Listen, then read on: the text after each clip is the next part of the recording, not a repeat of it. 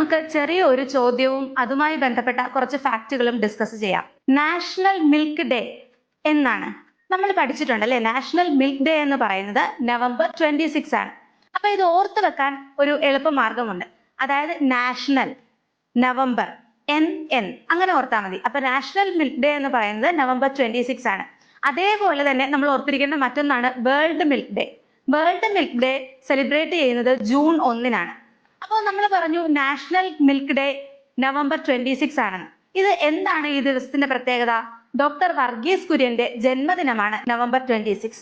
അതുകൊണ്ടാണ് milk man of ഇന്ത്യയോടുള്ള ബഹുമാന സൂചകമായിട്ടാണ് നമ്മൾ November 26 നാഷണൽ മിൽക്ക് ഡേ ആയിട്ട് സെലിബ്രേറ്റ് ചെയ്യുന്നത്. അപ്പൊ നമ്മൾ 3 പോയിന്റുകൾ പഠിച്ചു. നാഷണൽ മിൽക്ക് ഡേ എന്ന് പറയുന്നത് എന്താണ്? November 26. അതുപോലെ വേൾഡ് മിൽക്ക് ഡേ എന്ന് പറയുന്നത് June 1.